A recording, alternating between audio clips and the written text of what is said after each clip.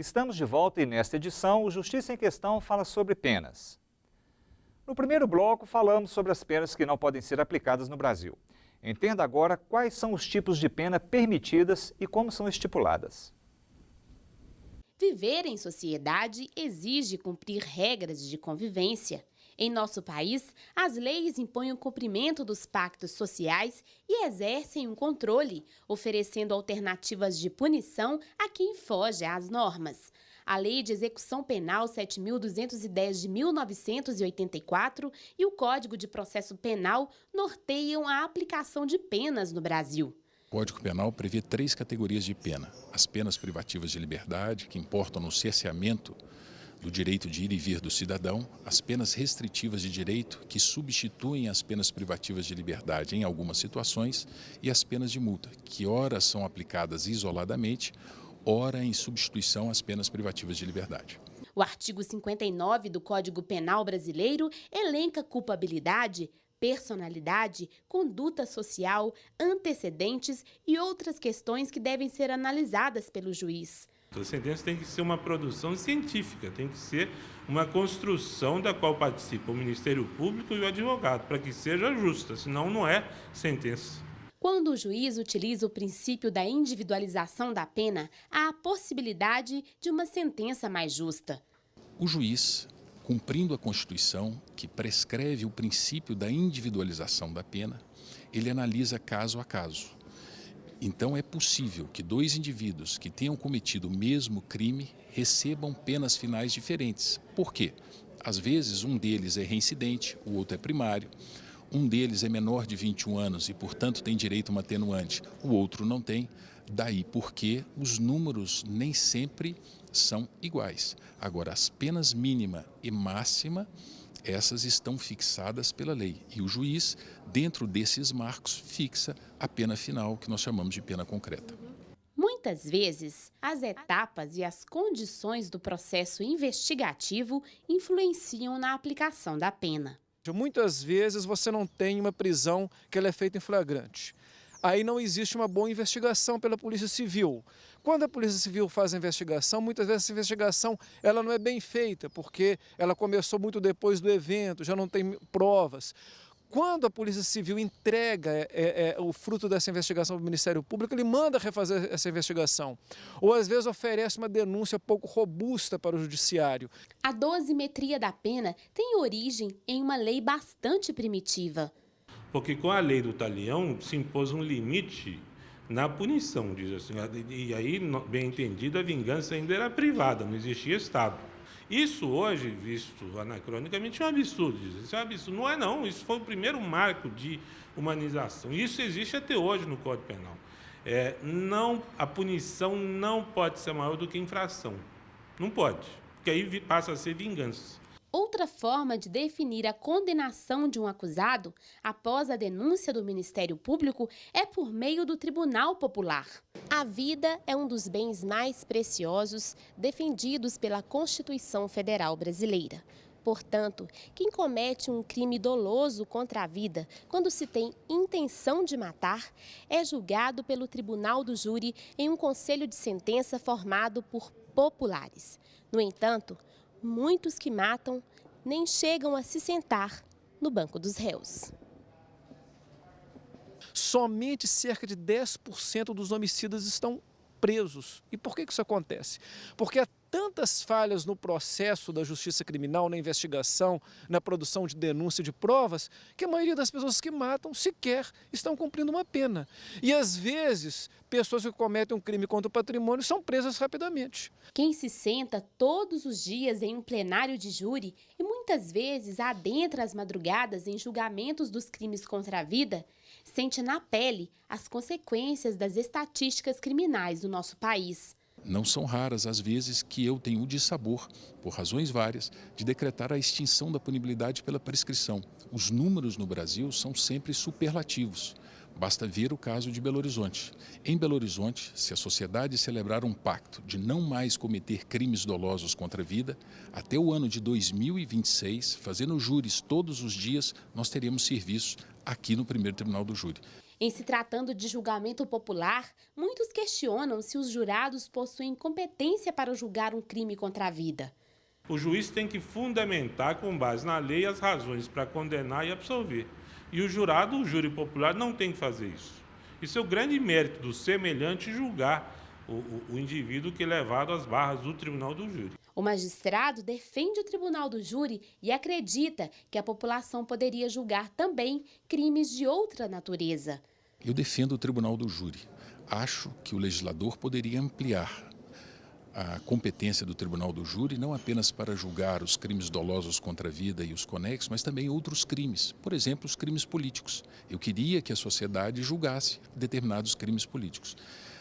Em sua grande maioria, exceções mínimas, nós temos julgamentos corretíssimos, penas justas, porque a pena é do juiz. O que o jurado decide é se aquele crime comporta uma responsabilidade penal ou não e o tamanho dessa responsabilidade, se é um crime qualificado, se é um crime simples ou mesmo se é um crime privilegiado. Muito se discute a eficiência das penas e até mesmo se o tempo de condenação é suficiente para diminuir a criminalidade. Mais vale a certeza da punição do que a dureza da lei. O que significa isso? A justiça ela precisa de ser rápida para sancionar de forma proporcional uma pessoa que comete um ato infracional ou um crime.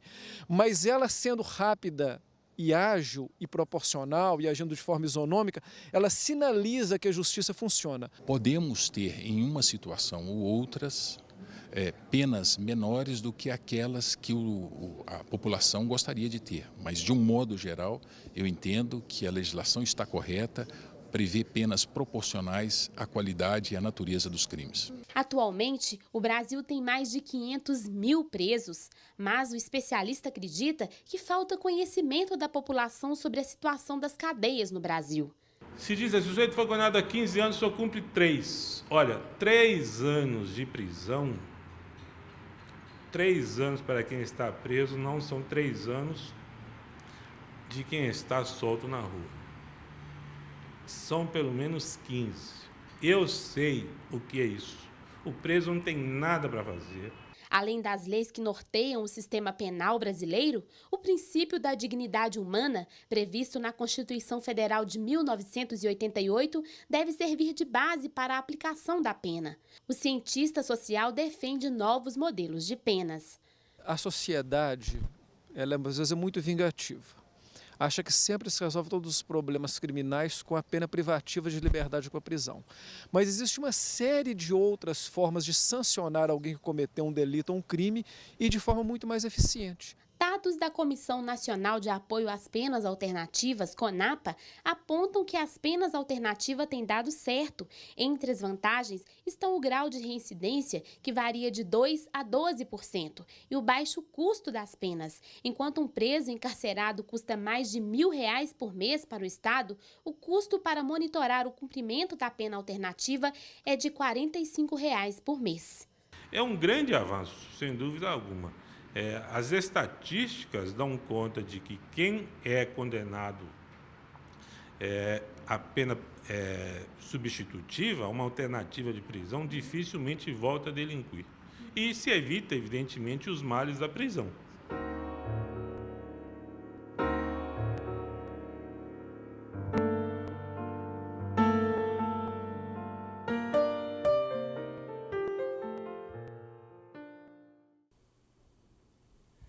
Em janeiro deste ano, o brasileiro Marco Archer Cardoso Moreira foi executado por fuzilamento na Indonésia. Em 2004, ele foi condenado pelo crime de tráfico de drogas. No país, a punição para este crime é a pena capital. Apesar dos pedidos de clemência vindos de ONGs internacionais e até mesmo da presidenta Dilma Rousseff, o presidente indonésio disse que não poderia substituir a sentença porque todos os trâmites jurídicos foram seguidos conforme a lei indonésia.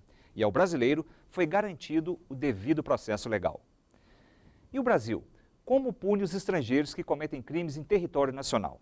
A repórter Silvana Monteiro conversou com um especialista no assunto. Confira. A lei é para todos. Então, se um estrangeiro comete crimes aqui no Brasil, ele deve prestar contas à Justiça brasileira. Para falar sobre as punições passíveis a esses cidadãos, eu converso com Paulo Márcio Reis Santos. Paulo, se um estrangeiro comete crimes aqui no Brasil, ele tem que pagar aqui ou tem que ir para a terra natal dele? Silvana, a lei brasileira permite sim que um estrangeiro que praticar um crime aqui no território brasileiro seja preso e até mesmo condenado a cumprir a pena aqui no Brasil. Uma ressalva importante é que existe uma resolução, a de número 162 do Conselho Nacional de Justiça, que prevê que um estrangeiro preso no Brasil ou condenado, ele tem o direito de que a embaixada do seu país de origem ou os consulados sejam comunicados acerca da prisão dele. O Estatuto do Estrangeiro prevê que ele pode ser deportado, expulso ou extraditado. Explica para a gente como funciona e o que significa esses três institutos. A deportação ela vai acontecer quando um estrangeiro ele ingressa no território brasileiro de forma ilegal. Ele não tem visto, por exemplo, ele não tem documentos, ou quando, até mesmo de modo legal, ele está no território brasileiro, mas posteriormente a sua permanência torna-se ilegal. Então ele vai ser deportado pela Polícia Federal. A expulsão ela é diferenciada. Ela vai ocorrer quando um estrangeiro que está no território brasileiro pratica algum ato contrário aos interesses da República Federativa do Brasil, algum ato nocivo ao interesse da economia popular, e isso vai ensejar a sua expulsão do território brasileiro e ele não poderá mais voltar. A extradição, também um instituto diferente, ele acontece quando um estrangeiro que está no território brasileiro, ele, antes de ingressar ao Brasil, praticou um crime no exterior e foi condenado ou está em julgamento. Então, o país de origem requer ao governo brasileiro que ele seja extraditado para que possa responder por esse crime. Tem que ser crime comum, não pode ser crime político, porque o Brasil não extradita por crime político. Como se daria, então, a extradição de um estrangeiro que está devendo para a justiça brasileira, mas deve ser extraditado para um país onde tem a pena de morte e a prisão perpétua, já que isso aqui não existe no Brasil? Como aconteceria isso? A sua observação é importante e a lei brasileira também trata acerca desse instituto. Para aqueles países que aplicam pena de morte ou têm a previsão de prisão perpétua, a lei brasileira prevê que o Brasil pode extraditar estrangeiro, sim, desde que esse país se comprometa por escrito, formalmente, com o governo brasileiro, de comutar, ou seja, de transformar aquela eventual pena de morte ou prisão perpétua em, no máximo, uma pena privativa de liberdade de até 30 anos, que é o máximo permitido no Brasil. Muito obrigada. Voltamos ao estúdio. Além da punição, o Justiça em Questão mostra de que forma uma magistrada e servidores de uma comarca mineira têm trabalhado para evitar que menores infratores voltem a praticar crimes. Fique com a gente e voltamos daqui a pouco.